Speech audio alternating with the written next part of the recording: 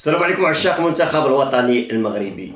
كنا كنساينو الماتش ديال المنتخب الوطني المغربي ضد اسكتلندا. الماتش تلعب، النتيجة كانت 1-0. ماتش كان زوين وواعر بزاف. نبداو بالتشكيلة المنتخب الوطني المغربي اللي لعب بها ضد اسكتلندا.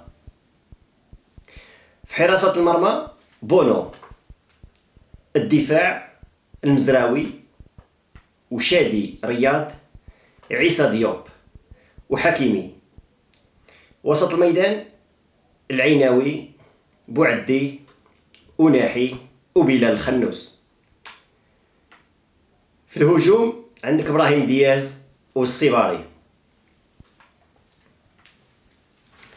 هذه هي التشكيله اللي لعب بها المنتخب الوطني المغربي ضد اسكتلندا. تشكيله كانت زوينه وخفيفه على القلب، بحكم هاد اللاعبين هادو لعبوا بعضياتهم الماتش الاول ضد البرتغال ضد البرازيل، وكانت واحد النتيجه اللي ايجابيه، 1-1. فزنا بنقطه واحده، اللهم نقطه ولا 0 نقطه. واللي العالم كله هدر على المغرب، وبالضبط هضروا على بوعدي، اللاعب المغربي ديال الليل الرقم 6. ما شاء الله خلى واحد البصمه كبيره بزاف. حتى في هذا الفيديو هذا غادي نحاولوا نهضروا عليه واحد شويه. هذا الماتش هذا اللي لعب لعب قل من الماتش اللي فات، رغم الضغوطات اللي كانوا مارسينها عليه، لان المدرب الاسكتلندي فطن بالقضيه ونقل من انسيلوتي، وحاول يسد عليه واحد شويه، ما خلاش يلعب في الوسط، لعبوا غير واحد شويه في الطرف. ولكن كان كيحتفظ بالكره، هذا هو المهم والاهم. الخصم ديال المنتخب المغربي اسكتلندا اليوم بالضبط جاي ياخذ غير نقطه واحده، ما باغيش يربح، لان صعيب عليه الربح. المنتخب المغربي بالنجوم اللي كيتواجدوا ولا اللي كاينين في المنتخب راه ما يقدروش يربحوه، صعيب. هو الحلم ديالو الوحيد ولا الهدف الوحيد ديالو جاي يربح نقطه واحده. عاوتاني في الماتش ديال البرازيل يحاول يخرج بواحد التعادل ويتكاليفا. هذه هي الخطه اللي جا بها المنتخب الاسكتلندي. نهضروا شويه على اللاعبين المغاربه. بونو دار واحد المقابله اللي زوينه بزاف، وكيف ما شفتوا ما تماركا عليه التابيت. حراسه المرمى كان متميز فيها مزيان. الدفاع عندك المزراوي دار واحد المقابله اللي زوينه بزاف، اللي العالم كله كيهضر على هذا اللاعب. هذا لاعب من الطراز الرفيع، زعما دار واحد المقابله اللي زوينه بزاف. برافو عليه برافو عليه برافو عليه. عندك شادي رياض، لاعب حتى هو انيق، دار واحد التدخلات، غير واحد التدخل نقزوا عليه جوج اللاعبين، واحد اللحظه هو يتحنى ما طلعش معاهم، بحال يخاف، بحال ما نعرف واش تبلوكا ولا ما. هذا هو الخطا الوحيد ديال شادي، ولكن المقابله كلها دايرها زوينه بزاف. عيسى ديوب كيلعب، راه كيدخل في اللقاءات، راه كيدخل في المقابلات، مقابله من بعد مقابله، ما تخافوش عليه. خاصنا نشجعوا اللاعب المغربي. شحال من واحد دابا كيقول لك عيسى ديوب خصو يخرج، ما صالحش لينا، ما عندنا ما نديرو به. عيسى ديوب راه اخوان الله يخليكم، عيسى ديوب راه واحد اللاعب اللي راه غادي كيدخل في المقابلات، مقابله بعد مقابله. داك النهار لاح كره ناقصه، ما عادي جميع اللاعب. واش تقدر تكون ارضيه الملعب لاحه، واش الخلعه، ما عادي. خصنا ندعموا اللاعب المغربي ديالنا، ما نقولوش ما صالحش لينا غادي يخرج علينا، ما غادي يخرج علينا. بالعكس، شحال ما دعمناه شحال ما غادي يعطي واحد واحد الانطباع، وغادي يكون واجد وموجود في المقابلات الجايه. دابا كيف ما شفنا المقابله الاولى كانت ديال الاستعراض ضد المنتخب البرازيلي، هذه ديال الربح. المقابله عاوتاني الجايه ان شاء الله يكون نربح بواحد النتيجه ديال 3-0 ولا 4-0. المهم المنتخب المغربي راه كيمشي مع الماتشات ماتش ماشي بحال شحال هذه كنا كنلعبوا الماتش الاول كنفكروا للربع ولا النصف وحنا باقيين كاع ما تكاليفينا، وكندوزو بحال اللي داروا دابا الاخوان ديالنا العرب في جميع المقابلات، منها الجزائر، منها قطر، منهم السعوديه. ما كيفكروش في اللقاء الاول، النهار الاول، الماتش الاول اللي كيموت عليه المش. لا، الناس راه كتفكر في مقابلات اخرين، الثانيه والثالثه. ندوزو دابا حكيمي ما لعبش في المكان ديالو، ولا كان كيلعب وكيطلع، كان كيكوفري عليه شويه، كان كيكوفري عليه بوعدي ملي كان كيطلع حكيمي كيرجع ليه البلاصه ديالو، والعناوي كذلك كانوا كيتناوبوا عليه. حاولنا نربحوا لاعب اخر هو اللاعب رقم 12 خلال التغطيه ديال العناوي وديال بوعدي كيغطيو المكان ديالو، ولكن ما كانش ناجحه. واخا هكاك المنتخب الاسكتلندي عاقب هذا الفيلم هذا وما خلاش حكيمي يتزعزع من بلاصتو. تقريبا طلع في الماتش واحد 3 ولا 4 ديال المرات، ولكن ما كانش واحد الطلعه اللي غادي تعول عليها ويعطيك واحد الاضافه. المهم واخا هكاك حكيمي دار واحد الماتش بلا ما نهضر على حكيمي، راه فارض الوجود ديالو وفارض راسو وبراسو. وسط الميدان العناوي ما شاء الله، العناوي واحد اللاعب اللي كنا كنساينوه وكنا باغينو محتاجينه في المنتخب الوطني. شفتو داك الكره اللي كانت في الارض وطرما عليها وجرح الفم ديالو وداير واحد الكلينيكس ولا ما عرفت شنو داير في الفم ديالو كيقطع به الدم، وناض كيقاوم وكيلعب وناض، والقميص ديالو اللي تمزق. راه كون كان شي لاعب اخر راه يقدر يثور حتى هو ويحاول يقلب على واحد الانذار بدون شعور، ولكن واحد اللاعب اللي من هنا لقدام ان شاء الله غادي يكون حتى هو كابيتان ديال الفريق، لانه لاعب رزين ولاعب منضبط وعنده الكره في رجليه، كيلعب واحد اللعب اللي اي واحد يبغي يلعب حداه ويكون معاه. وناحي كيف ما ديما وناحي هاد المره هادي راه تحسن، ما بقاش داك وناحي اللي شفنا في الماتش الاول بحال خايف ولا دخل شبعان. وناحي عجبني فاش جا الشونجمون ديالو، انا ما كنتش باغي يتشونجما، ما بغيتوش يتشونجا بيني وبينكم، لانه كان واحد اللاعب كيطلع كيهبط المهم الكره هاد وسط الميدان دار سميناتهم الكره، هما اللي كانوا شادين الضغط، هما اللي كانوا مكوفرين على اللاعب ديال ولا على اللاعبين ديال الدفاع ديال المنتخب المغربي. هادو هما اللي تعذبوا بالنسبه لي انا، هاد ثلاثه وبلال الخنوس ما شاء الله زقل واحد الكره بلال الخنوس بالراس، هذيك اللي صافتها ليه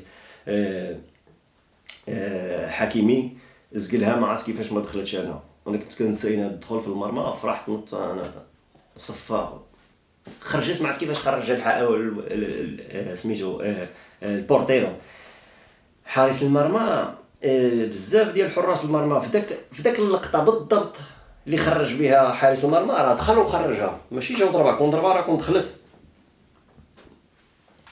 هاد النوع ديال هاد الكرات اللي كيخرجوهم حراس المرمى كيكون عليهم واحد لونطرينمون، كيكون عليهم واحد التدريب بزاف. ما يمكنش تجيب اي حارس المرمى ويجبد هذاك الكره اللي ضربها بلال الخنوس. صعيب هذاك الكره يخرجها حارس المرمى، لانها حتى هي من النوع ديال الكرات اللي صعابين. عندك الكرات اللي صعابين على حارس المرمى هاد الكره هذه، وعندك كونت سيزو ولا ضربه مقصيه ولا الكره بالراس الحارس المرمى على الله عا كيطلع، وضربه مقص كذلك. وهذا النوع ديال هاد الكرات خاص حارس المرمى كيدخل وعاد تيخرج لا بال. هذا الشيء اللي دار حارس المرمى ديال اسكتلندا. ولكن بلال الخنوس ما شاء الله عليه دار واحد المقابله اللي الدري باقي صغير باقي فريش، يقدر يضرب لك الماتش كله وهو تيلعب.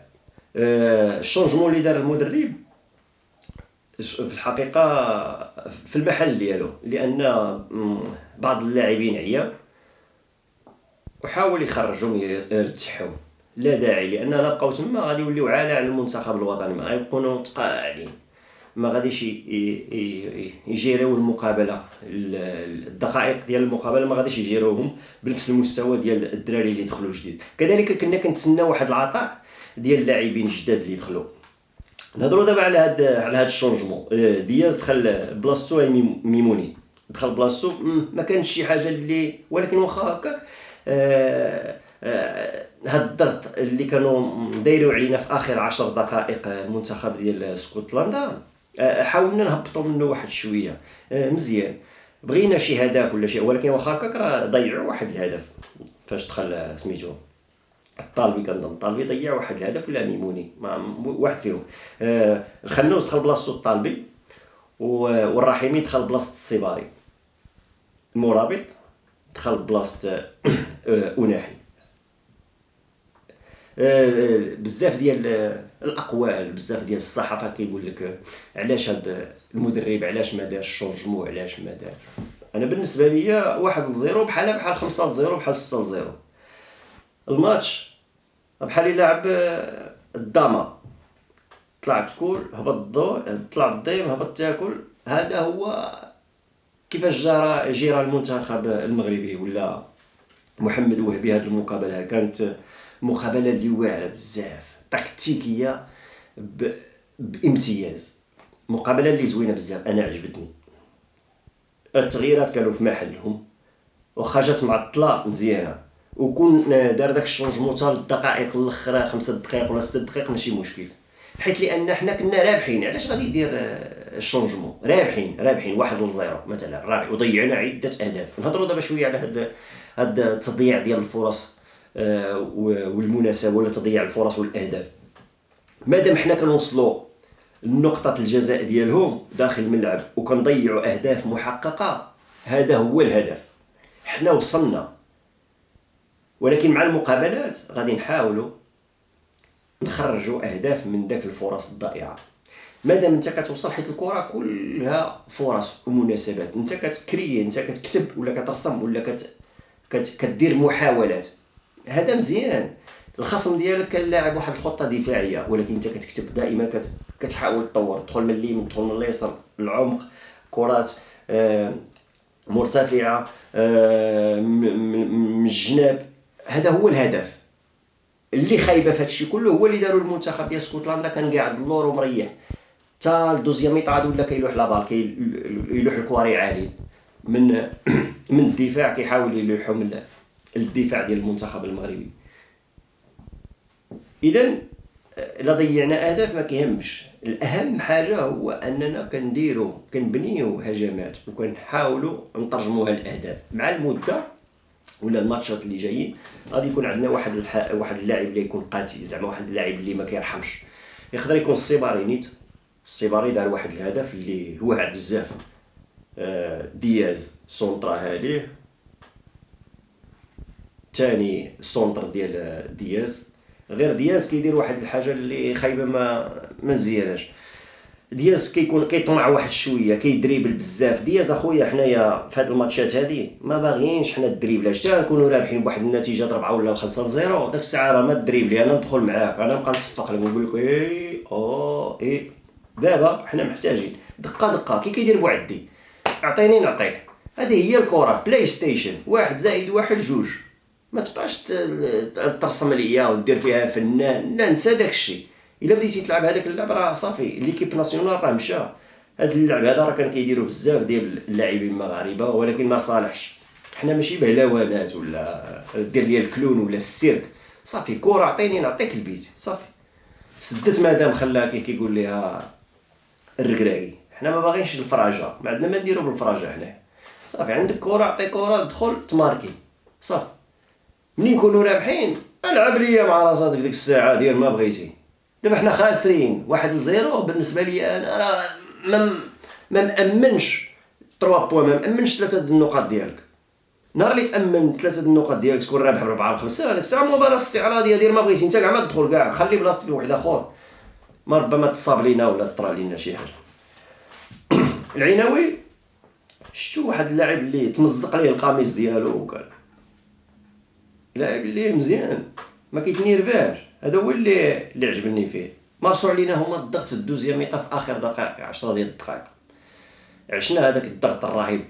انا كنت تايق في المنتخب الوطني المغربي بانه غادي يلعب مزيان وغادي يدافع وما غاديش يتماركا علينا، ولكن خصنا نامنوا هنا. علاش كنا كنقولوا قبيله، كنا كنقولوا سميتو ضيع لينا واحد الهدف، عده اهداف ضاعت 3 ولا 4 ما كيهمش. انا اللي كتهمني هي النتيجه، كيهموني 3 بوان، 3 ديال النقاط. ندوزو دابا للتصنيف العالمي الجديد. من خلال هذا الرباح هذا اللي ربحنا، ولينا دابا كنتكلاسيفيكاو الخامس عالميا. جميع المنتخبات غادي دير لك حساب دابا، اي منتخب كيف ما كان، يا الانجليز يا البرتغال ما يبغيوش يطيحوا معنا، يلعبوا معنا الادوار الجايه. المهم لعبنا، خرجنا الماتش ديالنا، حنا دابا الثاني في المجموعه. المنتخب البرازيلي فايتنا غير بجوج النقاط. المنتخب البرازيلي عنده 3 زيد عليهم نقطه ديال التعادل معنا، هي 4 ديال النقاط زائد 2 ديال الاهداف. المنتخب المغربي عنده نقطه زائد فوز، هما 4 ديال النقاط، ولكن عندنا 2 ديال الاهداف. المنتخب برازيلي فايتنا في الاهداف، سجل علينا جوج، لا سجل علينا واحد، وسجل على منتخب هايتي 3 ديال الاهداف. اسكتلندا كتحتل المرتبه الثالثه، والمنتخب الهايتي المرتبه الاخيره، المرتبه الرابعه. الماتش الجاي ديال المنتخب هايتي غادي يكون حتى هو تكتيكي. ما تشوفوش منتخب هايتي تقولوا ساهل، جميع المنتخبات المتأهله لكاس العالم ما فيهم حتى شي منتخب اللي ساهل. جميع المنتخبات مادام لعبوا الاقصائيات في القاره ديالهم وجاو يلعبوا كاس العالم، هم منتخبات قويه، هم منتخبات كتعتبر من المنتخبات القويه، ماشي المرشحه ولكن المنتخبات القويه اللي تقدر تخسر لك اللعب، تقدر تبريسيونيك، تقدر ما تلقش لك الكره، تلعب لك اللور. برافو على وهبي. شحال هادي مع الركراكي كنا كنلعبوا غير اللور، بحال كنشدوا واحد الصور كنبنيوه بالطوب والياجور وكنريحوا من موراه حنايا كيعياو ما يضربوا. ولكن دابا الحمد لله مع وهبي كنديروا الصور، ماشي ما كنديروش بواحد الطريقه غير شعوريه، ولكن دائما تنلعبوا تنقلبوا على الفرص. هذا هو اللي كان ناقص الركراكي. شكرا للركراكي، عشنا معاك واحد كأس العالم 2022 قطر اللي كان في الأحلام. انت اللي علمتينا نربحو، علمتينا نجيريو الماتشات، علمتي القارة الأوروبية والقارة الأمريكية بأن كاين واحد المنتخب مغربي جاي. برزتي الاسم ديال المنتخب المغربي في جميع القارات، كلشي تيهضر عليه، العرب، الخليج، أمريكا، آسيا، أوروبا، كلشي تيهضر على المنتخب المغربي. وصلتي المنتخب، جا الدور دابا ديال وهبي. من هنا لقدام عاوتاني غادي نبغيو واحد التحسينات اخرى باش ما نبقاوش اللور، نقدروا نستغنوا على وهبي. ماشي دابا حنا ما كنفكروش نستغنوا عليه، حنا كنفكروا في كاس العالم. حنا لان المدرب فاش كيوصل للطوب ديالو كيوقف ما يقدرش يزيد. بحال دابا الركراكي وصل للطوب ديالو صافي، عارف الخطه ديالو غادي يلعبها، غادي يبني لك السور، غادي يبقى مريح. الكونتر تقدر تجيك كونتر واحد ولا جوج، تقدر ما تجيك حتى شي وحده. اذا صافي وهبي دابا زاد من المستوى ديال الركراكي، طور. هذا هو اللي بغينا حنا. دابا نهار اللي نشوفوا عاوتاني حنا ولا الجامعه ولا نشوفوا وهبي صافي وقف ما يزيدش شي اضافه، هنايا يا يجيب معاه شي مسؤول جديد، يتعاقد مع شي واحد، هو يتعاقد وهبي يتعاقد مع شي واحد اللي يفتح ليه نيت الشهيه ويفتح ليه العقل ديالو ويعاونوا على قياده المنتخب الوطني، ولا الجامعه تشوف شي واحد احسن منه. انا كنت ضد الفكره اللي يجيبوا داك المدرب الارجنتيني سكالوني، ما شنو سميتو، بحال المدرب الارجنتيني داك القصير اللي واشم في يدو، قاد المنتخب، كنظن قاد المنتخب الارجنتين، ما عرفتش فوقاش قاد. كان ضدو هذاك، بالعكس المنتوج المحلي زوين تيعجبني بزاف. راه كاين بزاف ديال المغاربه، ها عموته، ها جمال السلامي، ها راه كياخذ واحد التجربه، ها بزاف ديال المغاربه اللي واصلين. المهم الاخوان، كنتمنى ننتصروا، والله ان شاء الله غادي ننتصروا على المنتخب ديال هايتي. بشويه علينا، حنا خاسرين والو، نماركيو البيت الاول ونجيريو الماتش، نماركيو البيت الثاني نجيريو، نعطيو فرصه واحد شويه للاعبين الجدد، ماشي من الديبار، لا ماتش مهم. انا غادي ندخل التشكيله نفس التشكيله اللي لعبت دابا نلعبها في الماتش ديال هايتي. الا درنا واحد جوج ديال الاهداف ولا 3 ديال الاهداف في بريمير ميطون نديروهم، الا بغينا نديروهم، الا بغى المنتخب المغربي داك الضغط اللي كنديرو ولا الضغط اللي درناه على المنتخب ديال اسكتلندا والضغط اللي درناه في بريمير ميطون على المنتخب ديال البرازيل، نقدروا نديروه نماركيو. خص يكون عندنا واحد اللاعب حريف. انا في هذا الماتش هذا ديال المنتخب ديال اسكتلندا غادي ندخل الكعبي، غندخل الكعبي. انا كمدرب هنا محتاج انا الكعبي نقول له شوف ما تزقلش، ما تلعبش لي انا كره سيدي كاع، بقى فين ما تجيك شي كره قلب على شم الريحه ديال الكره، شم على الريحه ديال الهدف وعطيه. نتلاقاو في فيديو اخر ان شاء الله. مع السلامه اخواني والاخوات.